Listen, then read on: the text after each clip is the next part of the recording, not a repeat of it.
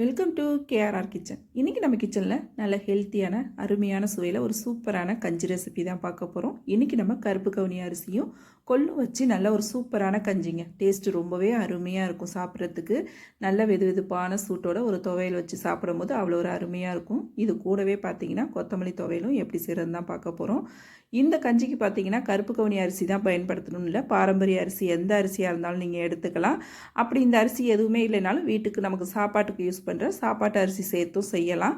எப்படி செய்கிறது நம்ம வீடியோக்குள்ளே போய் பார்ப்போம். அதுக்கு முன்னாடி நம்ம சேனலில் இப்போ தான் ஃபஸ்ட் டைம் பார்க்குறீங்கன்னா சப்ஸ்கிரைப் பண்ணி வச்சுக்கோங்க. கூடவே பெல் சிம்பிள் ப்ரெஸ் பண்ணி ஆளுங்கிற ஆப்ஷனையும் ப்ரெஸ் பண்ணி வச்சுக்கோங்க. இன்றைக்கி கஞ்சி செய்கிறதுக்கு பார்த்திங்கன்னா 1 டம்ளர் அளவுக்கு கருப்பு கவுனி அரிசி எடுத்து நல்லா ஒரு 2 மணி நேரமாக ஊற வச்சுருக்கேன். ஊற வச்சுட்டு செய்யும் போது அரிசி நல்லா நமக்கு வெந்து வரும்.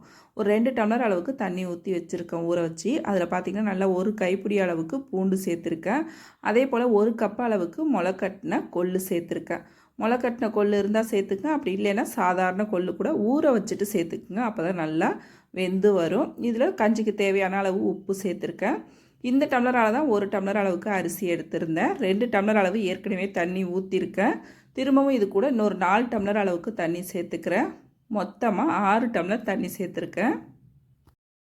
இந்த கஞ்சிக்கு பார்த்திங்கன்னா தண்ணி கொஞ்சம் தாராளமாக சேர்த்து தான் வேக வைக்கணும். கருப்பு கவுனி அரிசி பார்த்திங்கன்னா வேகிறதுக்கு கொஞ்சம் டயம் எடுக்கும். அதே போல் கொள்ளும் வேகிறதுக்கு டயம் எடுக்கும். அதனால தான் தண்ணி சேர்த்து விசிலும் பார்த்திங்கன்னா கொஞ்சம் அதிகமாக வச்சுருக்கணும். ஃபஸ்ட்டு ஒரு 2 விசில் ஹை ஃப்ளேமில் வச்சுக்கோங்க. அப்புறம் அடுப்பு தீயை ஃபுல்லாக குறைச்சிட்டு ஒரு 5-6 விசில் லோ ஃப்ளேம்லேயே வேக வச்சு எடுத்துக்கோங்க. அப்போ தான் அந்த அரிசியும் சரி கொள்ளும் சரி நல்லா வெந்து வரும்.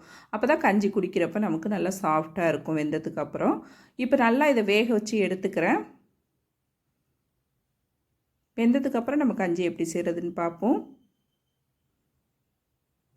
இப்போ இந்த கஞ்சி வெந்துகிட்டு இருக்கும் போதே பார்த்திங்கன்னா நம்ம இந்த கஞ்சிக்கு தொட்டுக்கிட்டு சாப்பிட்ற மாதிரி நல்ல ஒரு அருமையான துவையல் ரெசிபி பார்ப்போம். அதுக்கு பார்த்திங்கன்னா ஒரு 2 டீஸ்பூன் அளவுக்கு எண்ணெய் சேர்த்துருக்கேன்.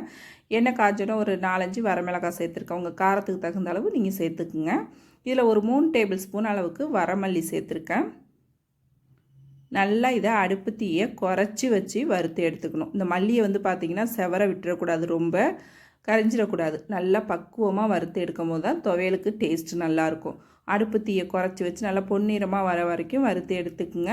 மல்லி வறுப்பட்டதுக்கு அப்புறம் இதில் கொஞ்சமாக ஒரு சின்ன துண்டு புளி, ஒரு 1/4 டீஸ்பூன் பெருங்காயத்தூள், ஒரு 5-6 பூண்டு பல் சேர்த்துக்குங்க. இது கூடவே 1 கப் அளவுக்கு தேங்காய் துருவல் சேர்த்துருக்கேன். இப்போ இது எல்லாத்தையும் நல்லா வதக்கி விட்டுக்குவோம். தேங்காய் சேர்த்து ஒரு 2 செகண்ட் மட்டும் வதக்கி விடுங்க. இப்போ அடுப்பை ஆஃப் பண்ணி இது எல்லாத்தையும் நல்லா ஆற வச்சு எடுத்துக்குவோம்.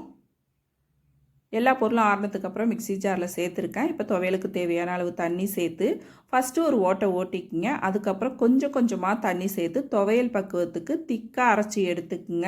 இப்போ அதே போல் அரைச்சி எடுத்துகிட்டு வர தண்ணி அதிகமாக சேர்த்துற வேணாம். இப்போ பாருங்கள், அரைச்சி எடுத்துகிட்டு வந்திருக்கேன். இந்த அளவுக்கு பக்குவமாக துவையல் பக்குவத்துக்கு அரைச்சி எடுத்துக்குங்க. இப்போ இதை ஒரு பாத்திரத்துக்கு மாற்றிக்குவோம். இந்த துவையல் பார்த்திங்கன்னா கஞ்சிக்கு மட்டும் இல்லைங்க, இட்லி தோசைக்கும் சாப்பிட்லாம். நல்லா சூடான சாதத்தில் பிசைஞ்சு சாப்பிடும் போது இன்னுமே டேஸ்ட்டு சூப்பராக இருக்கும்.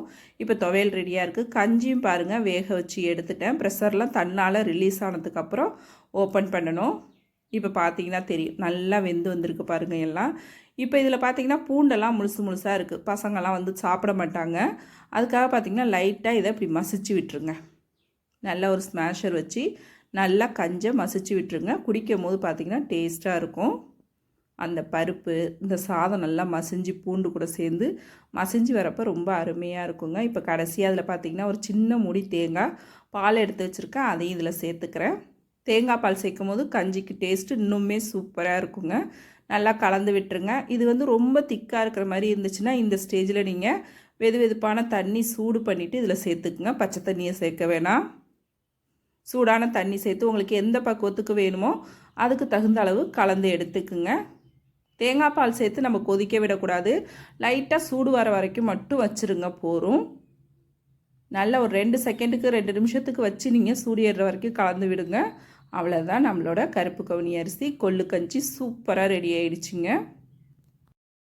இந்த கஞ்சி பார்த்திங்கன்னா சின்ன வயசில் உள்ள பசங்கள்லேருந்து பெரியவங்க வரைக்கும் எல்லாருமே எடுத்துக்கலாம். உடம்புக்கு ரொம்பவுமே நல்லதுங்க. டயாபெட்டிக் பேஷண்ட்ஸ் வாரத்துக்கு 2 தடவை கூட இந்த கஞ்சியை எடுத்துக்கலாம். அதே போல் வெயிட் லாஸில் இருக்கிறவங்களும் இந்த கஞ்சியை எடுத்துக்கலாங்க. ரொம்ப நல்லாயிருக்கும் உடம்புக்கு. குடிக்கிறதுக்கும் டேஸ்ட்டாக அருமையாக இருக்கும். இந்த கஞ்சி ரெசிபியை நான் இன்றைக்கி சொன்னது போல் ட்ரை பண்ணி பாருங்கள். ட்ரை பண்ணி பார்த்துட்டு எப்படி இருக்குன்னு எனக்கு கமெண்ட் பண்ணுங்கள். என்னோட ரெசிபி பிடிச்சிருந்ததுன்னா லைக் பண்ணுங்கள், ஷேர் பண்ணுங்கள். மறக்காமல் நம்ம கேஆர்ஆர் கிச்சனை சப்ஸ்கிரைப் பண்ணி வச்சுக்கோங்க. நாளைக்கு வேறொரு ரெசிபியோடு சந்திப்போம். தேங்க்ஸ் ஃபார் வாட்சிங்.